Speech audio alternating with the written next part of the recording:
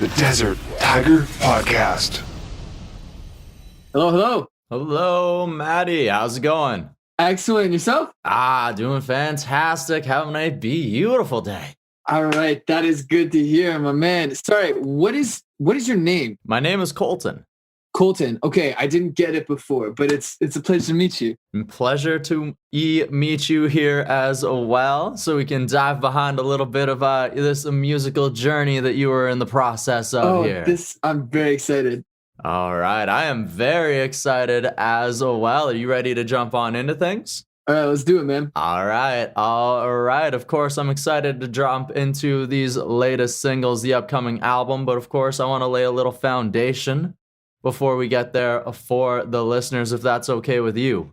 Absolutely. All right. So the group, as far as I can tell, started sometime around that 2017, 2018 era. Your debut EP releases at the beginning of 2020. So what was it like as this high school band of friends that sort of came together to release that first collection of work together?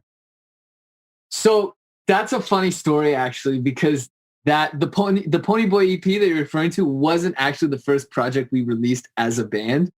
We had a couple rink-dink kind of DIY recordings we had put out as singles and one like 3-song EP back in early 2017, 2018 when we just started the band. We didn't really have the full lineup totally together, right? We had cycled through a couple bassists before we found the right guy in Avery.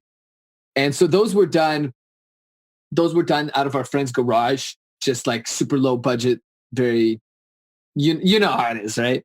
Until we were approached by a real producer, right? Who kind of had worked out at Hipposonic Studios here in Vancouver and was like, hey, I found these kind of demo-ish recordings and I like what I'm hearing and I want to work with you guys. And that was how it all came together. Okay, so there was a little bit of a learning process, a learning curve before getting to Pony Boy there then. Yes. And even it was during the recording of Pony Boy and post that and into the tracking of this new album has just been such a crazy learning curve for us and learning like, oh, this is possible. And like anything is like learning what is possible was the biggest thing for us. And actually being in the studio and realizing, oh, like this changes the songwriting process entirely because now we know that we can go into it with the idea of doing this or this instead of just, playing it as if it were going to be just played live. For sure. It's quite the difference between like the, playing music with your friends and then stepping into the music business itself, for sure, right? Yes, absolutely. Yeah, it can be a little intimidating, but glad that you were able to keep it together, especially after completing that all-important rhythm section, because sometimes finding the right pieces can be very difficult. So after you get all of that together, you find a producer, you finally get to getting a Pony Boy out into the world. So that was your more polished introduction then. Funny enough, it's very polished. And now I almost feel like it was too polished, like the early recordings were not there. It wasn't enough. And now it's too polished. And now I feel like with a new producer and a new headspace and all the experience we have come out of the recording process for this new album with something that's found the equilibrium there.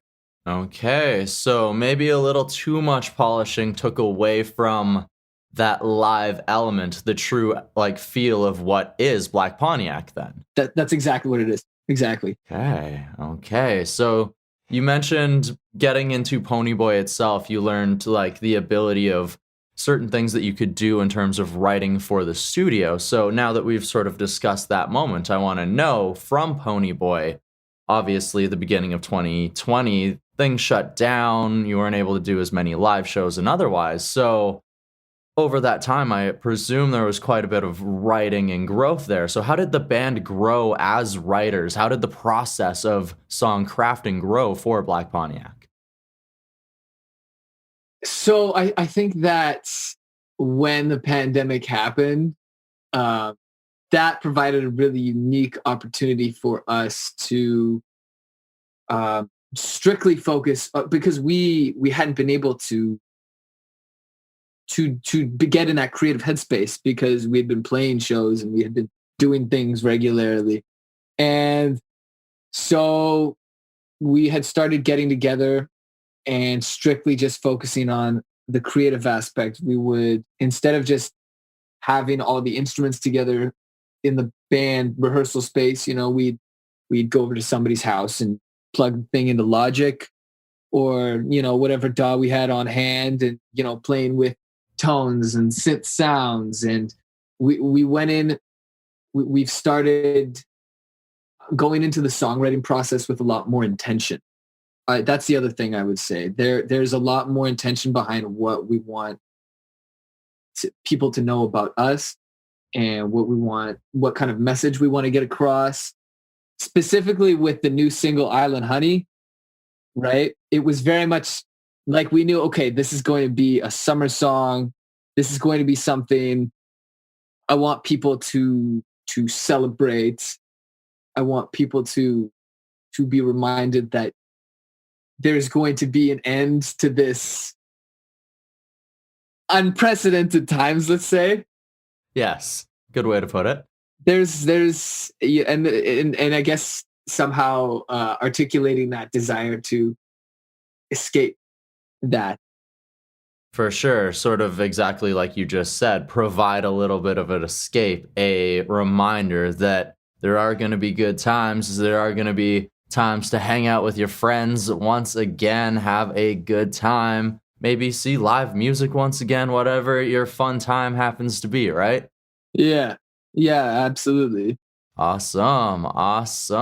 So with Island Honey here, what is a little bit of our what is the lyrical aspect? Like what inspired this thing? Because you mentioned like sort of escaping. So what is the escape here? What is the destination? So Mac brought the guitar player, Mac Riddell.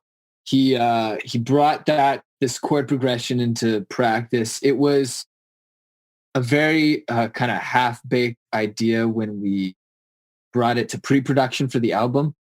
It was kind of like, I was like, let's just forget about it. Let's just put another track on the album, right? And then Sam, his brother, the drummer, was like, no. I think if we let's keep it going. Let's try and just like finish the idea and then see what it's like. And our producer was like, okay, finish this idea, bring it back to me, like, work on it over the weekend, finish it, let me see. And all I had in my head at the time was kind of a little bit of a melody and this image of like, driving down like a West Coast highway with the wind in your face as the sun is going down.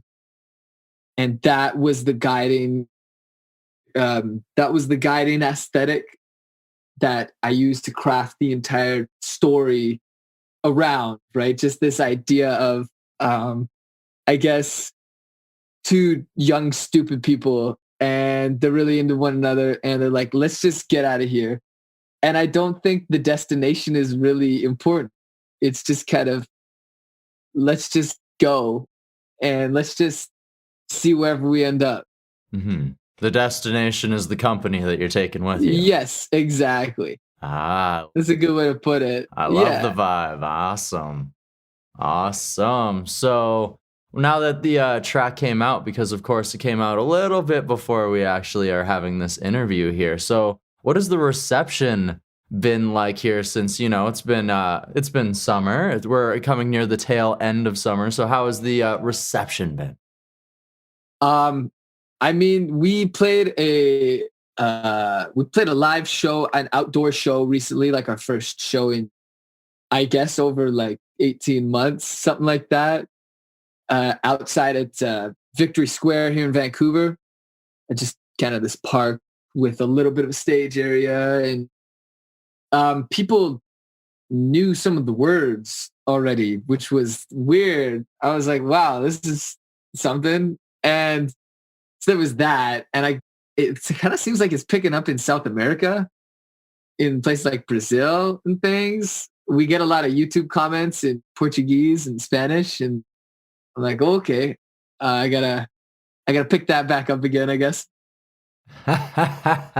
You know? Didn't think that you had to do that, where it's like, okay, so all right, so Mac, you got to learn these languages to handle these fans. I'm gonna handle these ones. Avery, we need you to start working on Europe already, just in case. Like, yeah. Well, Mac was running all the comments in the DMs through Google Translate. And he's like, "There's too many. I don't have time for this, man." I think that's a good problem to have, though, right? Yeah. Oh, that's awesome. I love it. And also loving the music video, which I presume was filmed at this outdoor show. Yes, that was the one. Okay, nice.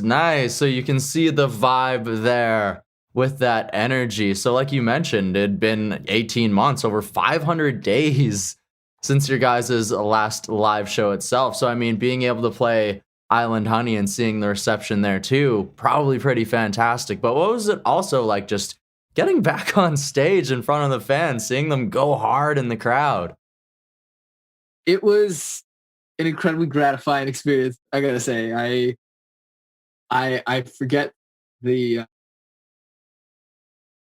it's bringing the way it brings people together, right? That's always been a big thing for me, just community in DIY, in indie music. It inspires me to give back and support other bands in the scene however I can, and seeing all those faces again, and just everybody's having a good time, and that's our job as entertainers, right? Like we did that, and that's cool, and that's memories that people have, and they can take away from that experience and be like, oh man, remember that time we saw Black Pontiac at Victory Square? Amazing, right? Oh, amazing for sure. And I also love how you mentioned the word community and how sort of like giving people an escape, which I also love as like someone who has promoted shows and otherwise. Like, it's one of the things that I always loved was like doing all ages shows. And when the pandemic happened, I was like, man, if I was in a band or if I did promote coming out, like one of the first shows I did would probably have to be free just for the community. Which is like, when I saw that you guys did exactly that, all ages and free as well, it was like, man, that is like purely for the community. These guys get it. I love it.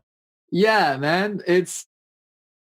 I love the all ages things. I love, there's just so much, the kids just bring out so much energy, man. There's like the mosh pits going, and everybody screaming and hollering, and oh man. Giving everybody that chance to escape, not just from the unprecedented circumstances that we mentioned earlier, but also, you know, life, whatever happens to be affecting them or otherwise they just want to go out and have a good time, whatever your situation is, right? Dude, it's Friday. Of course, you know? Exactly. Get out there, have a good time, make it happen. Mm-hmm. All right, so Island Honey gives us a taste of your upcoming debut, a full-length album, From Bad to Worse, and back again. So what secrets can you sort of hint us towards, give us here for this album without giving away too much, of course? I'm gonna be real with you, Colton. Like, I know a lot of people liked Island Honey, but I think the rest of the album is going to be a little bit different from Island Honey. There's going to be a departure from that sound, I think. It was very much an outlier. And I also think that it is a little bit all over the place, but sonically, I mean. But I think we also needed to have that experience to just throw stuff at the wall and see what stuck, and to get weird and get creative with it and find what's the word I'm looking for? Unique unique studio tricks, let's say. Mm-hmm. That's not the best word for it, but if I had to say one thing is that we got weird with it. We Okay. definitely got weird with it. And I'm very excited to share it with everybody. Oh, definitely. And why limit yourself to one specific sound or genre, right? When you can continue to add into elements, evolve your sound, because you as people are continually evolving as you go as well, right? Yes, yes. And that's exactly what I like to tell people is that slowly, very slowly, I don't think we've gotten there quite yet, but very slowly we're narrowing in on what and who Black Pontiac is, right? We have all the sounds that we like and all the sounds that we want to like. Yeah, so it's not quite there yet, but it's all songs that we put our heart and souls into, our blood, sweat, and tears. And I think, and it's fun, right? Well, that's what matters. Yeah. Gotta have fun while you're doing it, or else what's the point, right? There was only one meltdown one meltdown in the making of this album. So I'd say that's pretty good. It was definitely me, just between you and me.